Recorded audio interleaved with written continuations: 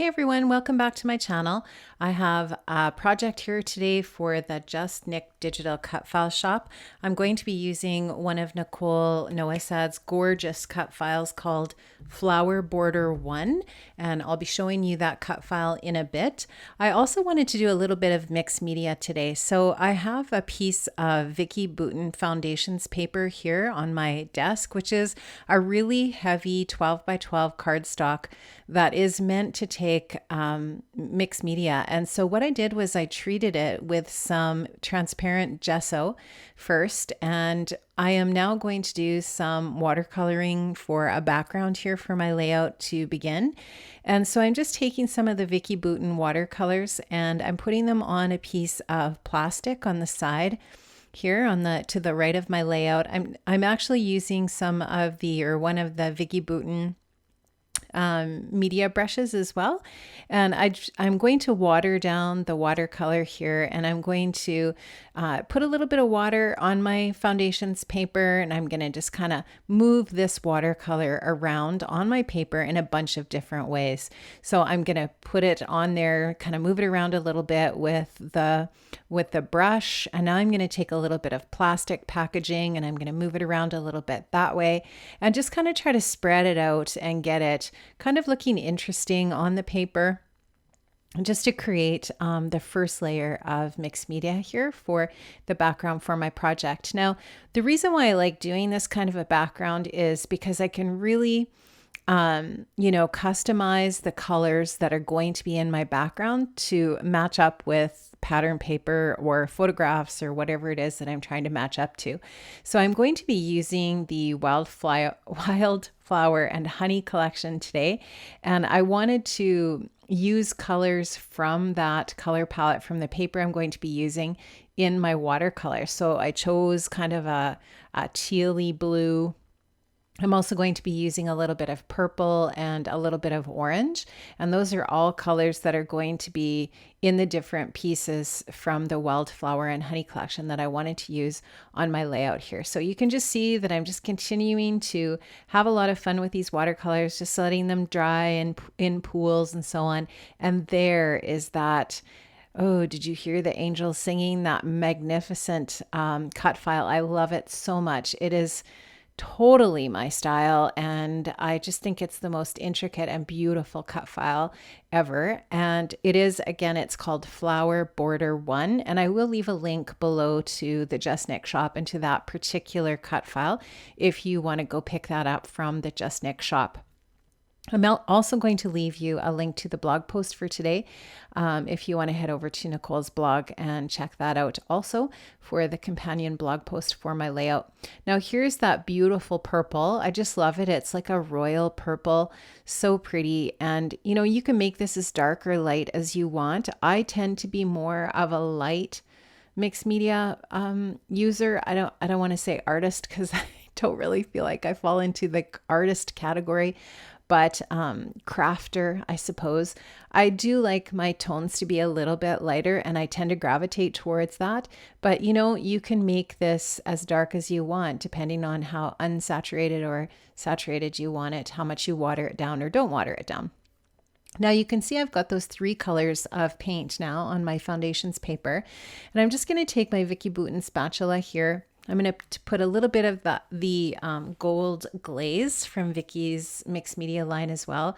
This is just a really awesome glaze that you can use in a bunch of different ways. You can water it down or not. I am just going in with the stencil brush from Vicki's line also, and I'm going to stencil this through the honeycomb stencil. I think I saw Vicki doing this on, I can't remember if it was on a scrapbook.com video or if it was on an American Crafts video. I don't remember, but she used her stencil brush with the glaze through the stencil, and I just thought that was brilliant. I thought that was a really neat idea. So I wanted to try that technique here today with my mixed media background. So the really cool thing about all of these products is you can just layer them on top of each other, and I think that's so neat about mixed media. So you can see here I'm layering this over my watercolor background background. It's, you know, the watercolor's all dry, so you can totally do that. It's not an issue. And the glaze is basically a dry product. You're dry brushing this on here. I don't have any moisture in the stencil brush at all. It's completely dry. I'm dry brushing this on, and you can just see how beautifully nice and shimmery and gold that is. And it's a super easy technique. Now I'm going to take my cut file. And by the way, I did cut this cut file out of heavy cardstock as well. I used the cover stock setting on my Cameo and set my blade to 8.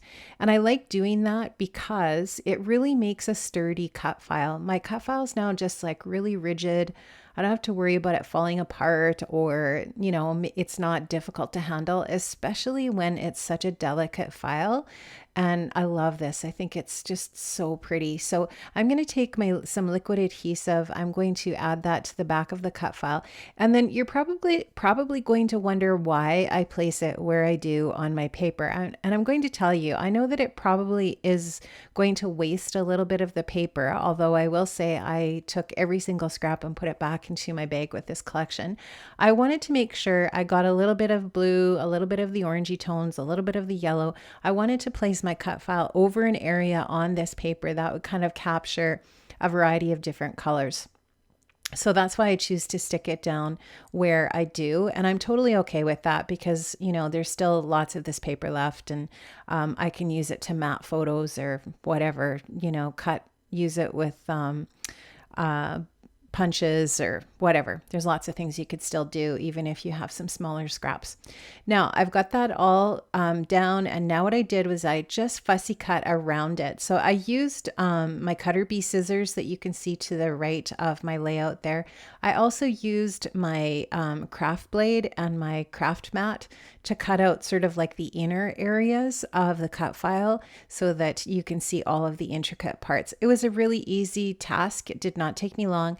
And you know, if you have one of those sets of little sanding tools, they're like the little sanding tools that are almost look like a really skinny nail file. I actually use those in the fine areas too, just to kind of sand away any little bits of paper that still remain, and it works really well. Now I wanted to put this as a little border over on the side, and I popped it up on some foam adhesive. I also ran that cut file through my sewing machine just on the edge of it to add a little bit of detail to the edge of the cut file, and that was just a really simple, easy thing to do to add a little bit of extra detail and texture. Now I'm going to pop my photo up on some foam adhesive again, and I'm going to mount it onto this absolutely sublime specialty paper from Wildflower and Honey. I love this stuff. It's gorgeous. I think I bought 3 sheets of it because, you know, I'm probably going to hoard it just a little bit.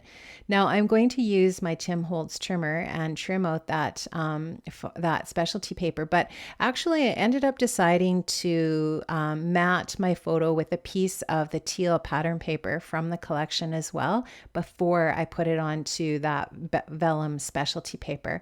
So now it just kind of makes the photo pop a little bit more, and I think it even makes that vellum paper a little more prominent. So now what I wanted to do is take those little dimensional butterflies that are also part of the collection. Oh boy, guys, like I really feel like I could have hundreds of these little butterfly packages in my stash. I love them. And it's going to be a sad day when I use these up. So I ended up using 3 here. Now you can see that I also matched up the teal paper with a little border on 2 sides of that teal paper. I really like how it frames that one side in where the cut file is. And I am going to now just place a few of the die cut pieces from Wildflower and Honey to do a little bit of embellishing of the layout as well. And then I also thought I would use that die cut piece that's in the geometric shape to the right of my photograph as a spot to do my journaling. I just thought that was a perfect place. And I end up using a quote from Romeo and Juliet here for my journaling. And I love that. I think it's just really neat. I mean, the play is completely about love. And so I just thought that it really fit nicely with this photograph of my daughter and her husband on their wedding day. And I love this photograph so much. I just think it's just a sweet, sweet photo. And I didn't want anything too dominant for a title on here just because I didn't think it needed a whole lot. So I went into Vicki's little cardstock sticker pack, which I think is brilliant. And I took one of these sentiments from there, and I think it says life is sweet. And that is what I'm going to place just in the lower area there as a title. I'm going to just pop that up on some foam adhesive, and that is going to be it for my title. You know, my layout is basically finished at this point. I will show you with the journaling on there and that in a minute. I'm going to add a little bit of chipboard. I think I'm just going to add one little phrase. And that's going to be it for my layout today. Thank you so much for stopping by. I really appreciate it. If you haven't seen this collection yet, make sure you check it out. And also make sure you go over to Just Nick, to the cut file shop. Nicole has the most beautiful cut files and so many things to choose from. Make sure you check it out. And I will leave all the links below in the description box. Thanks so much for stopping by, guys. I really appreciate it. I hope you have an amazing day, and I hope to see you back on my channel here another time. Have a great day and see you next time. Bye-bye.